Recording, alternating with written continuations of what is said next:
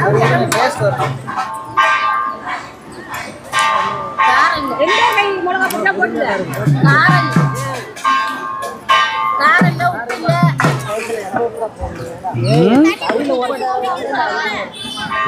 நிறைய கறி ஊற்றுங்க. எவ்வளோ கூட்டி போடுறோமோ அந்த அளவுக்கு தண்ணி ஊற்றுங்க. கறி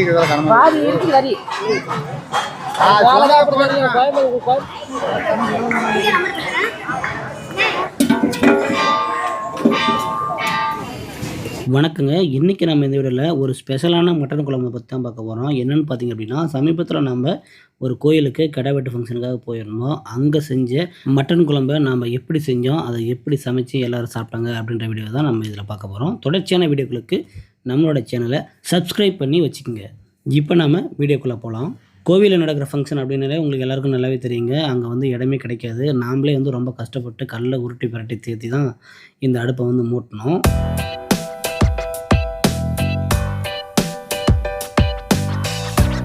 நாம் சமைக்க போகிற இந்த கடாவோட வெயிட் என்னென்னு பார்த்தீங்கன்னா, ஒரு 10லேருந்து 12 கிலோக்குள்ளே வரும். அதனால் நம்ம வந்து ஒரு 1.5 லிட்டர் அளவுக்கு வந்து நம்ம எண்ணெயை வந்து ஊற்றிக்கலாங்க.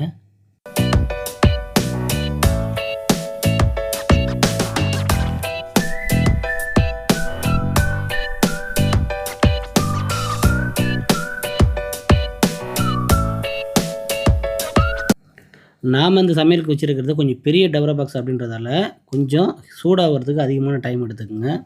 இப்போ பாருங்கள், குழம்புக்கு தேவையான தக்காளி, வெங்காயம், பச்சை மிளகா, கொஞ்சம் புதினா தழை இதெல்லாம் ரெடி பண்ணியாச்சு. கூடவே வந்து இஞ்சி பூண்டு பேஸ்ட்டு இதெல்லாமே ரெடி பண்ணி நம்ம வச்சுருக்கோம்.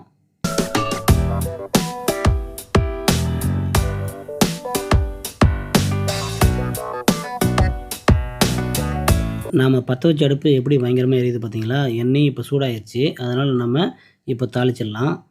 கொஞ்சம் வந்து நம்ம வந்து அந்த பெருஞ்சீரகம்னு சொல்லுவாங்கள்ல, சோம்பு, அதை வந்து போட்டுக்கலாம். கூட வந்து பட்டை, அப்புறம் வந்து இந்த கிராம்பு, கொஞ்சம் இந்த நட்சத்திரப்பூ இதெல்லாம் போட்டு நாம் வந்து கொஞ்சம் வறுத்துக்கலாம். அதை வந்து நம்ம தாளிக்கிறது. அடுத்ததாக நாம் வச்சுருந்த அந்த பச்சை மிளகாவை சேர்த்துக்கலாங்க. எண்ணெய் அதிகமாக சூடாக இருக்கிறதால பச்சை மிளகா நல்லா வதங்கிருச்சு. அதனால் இப்போ நம்ம வெங்காயத்தையும் சேர்த்து வதக்கிக்கலாம்.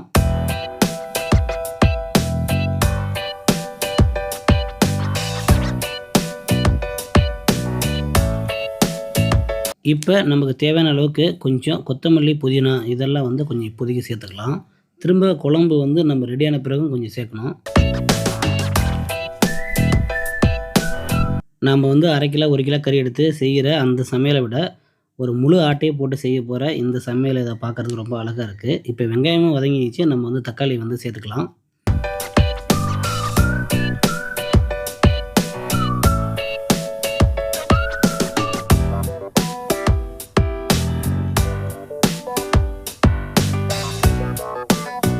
இந்த மாதிரி நம்ம நிறைய பேர்த்துக்கு சமைக்கும்போது முக்கியமான ஒரு விஷயம் என்னென்னு பார்த்தீங்க அப்படின்னா, வெங்காயம், தக்காளி எல்லாமே வந்து ரொம்ப நல்லா வதங்கணும். இன்னொன்று வந்து தேவையான அளவுக்கு வந்து எண்ணெய் ஊற்றிருந்தால் தான் அடி பிடிக்காமல் அது இருக்கும். அதனால் வந்து அடி பிடிக்காமல் இந்த இதை செய்கிறது வந்து ரொம்ப பெரிய விஷயங்க.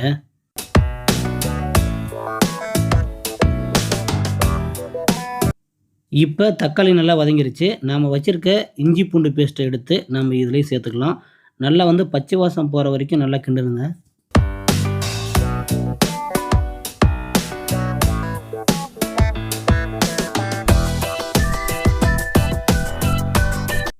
இஞ்சி பூண்டு பேஸ்ட்டுடைய பச்சை வாசம் போனதுக்கப்புறம் நாம் வச்சுருக்க கொஞ்சம் அந்த வெங்காயத்தை அரைச்சி வச்சுருக்கோம். அதை நம்ம இதில் சேர்த்து கொஞ்சம் நல்லா கிண்டிக்கலாம்.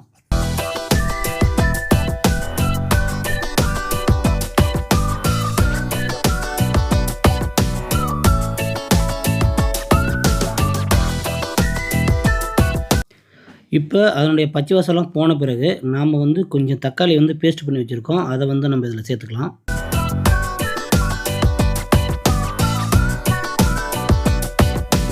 குழம்புக்கு தேவையான அளவுக்கு கொஞ்சம் மஞ்சத்தூளையும் சேர்த்துக்கலாம்.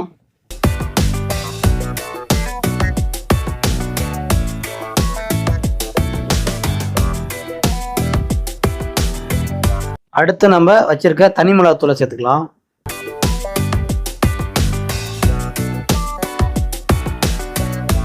அடுத்ததான் நம்ம சக்தி கம்பெனியுடைய மட்டன் மசாலாவை இதில் நம்ம சேர்த்துக்கலாம். சக்தி மசாலா எங்கள் சைடு ஃபேமஸ்ஸு, கொஞ்சம் நல்லாவே இருக்கும் குழம்புக்கு.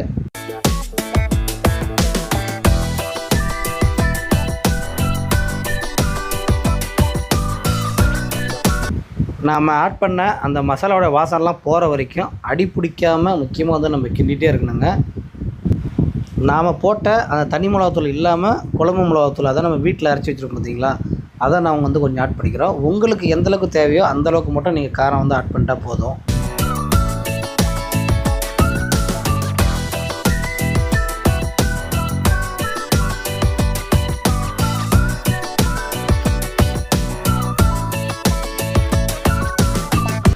இப்போ மசாலா வாசலாம் போய் குழம்பு கிட்டத்தட்ட ரெடி ஆகிடுச்சு. இப்போ நம்ம கறியை வந்து போட போகிறாங்க.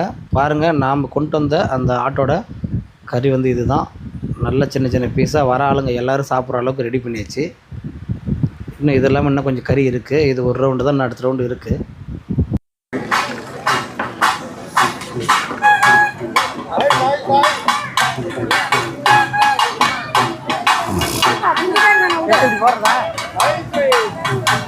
அதான் ஒன்றும் இல்லை, இப்படி குறிப்பிட்டு போட்டு போதும்.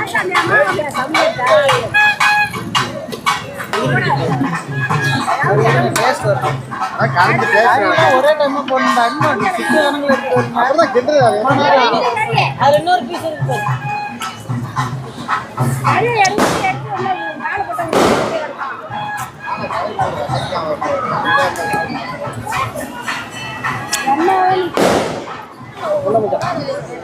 கொஞ்சம் எத்தனை நெல் மச்சான்லாம்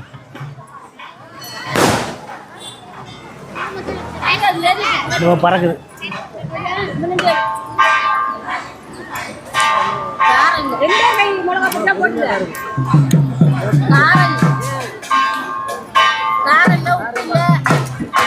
போதுமா?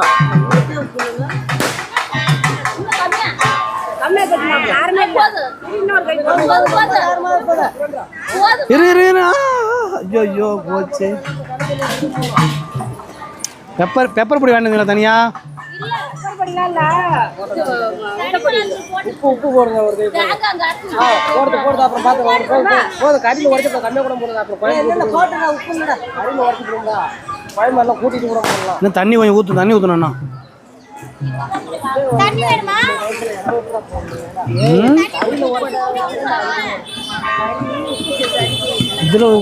இதில் புகை ஓடுது இன்னும் விடாம.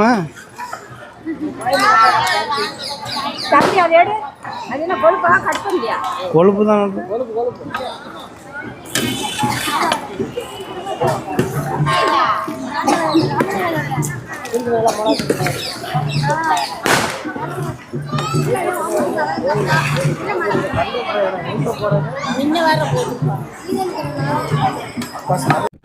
நல்லா ஒரு முழு ஆட்டு கறியை கொட்டி மசாலாவில் வந்து நல்லா போட்டு கிண்டிட்டு இருக்கிறோம். இப்போ நாங்கள்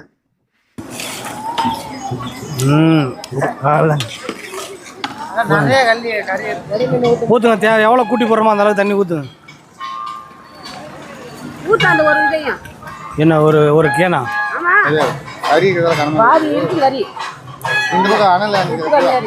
போடலாம்.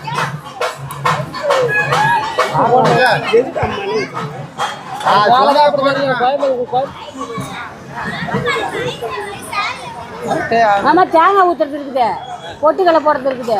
அதனால பாதி இது கறி தான், பாதி தான் அம்மா குழம்பு.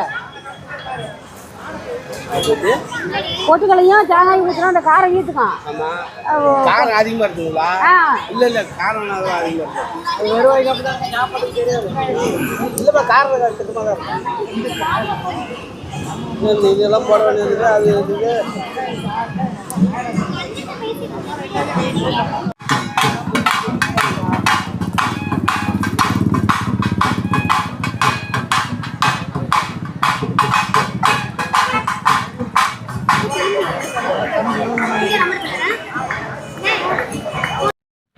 குழம்பு நல்லா கொதிக்க ஆரம்பிச்சிச்சிங்க. கறி ஓரளவு நல்லா வெந்துருச்சு. அதனால் அந்த கறியெல்லாம் நம்ம செப்பரேட்டாக வந்து பிரித்து எடுத்து வரவங்களுக்கு வந்து பந்தியில் வைக்கிறதுக்காக நம்ம வடவரையை வச்சு பிரித்து எடுத்துட்டோம்.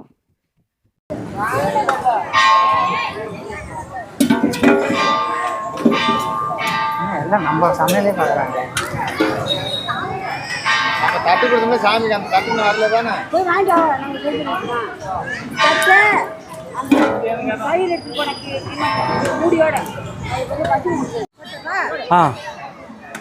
மாமனா கட்டுறாங்க, மானி அள்ளி போடுறாங்க, மருமம் போட்டோ எடுக்கிறாங்க. கிண்டுங்க. இது ஒன்றாவது நீ வேற பொட்டுக்கடலை தாங்க உண்டு உள்ள எப்படிங்க தேங்காய் ஒன்றாவது போதும் வையாதுக்கு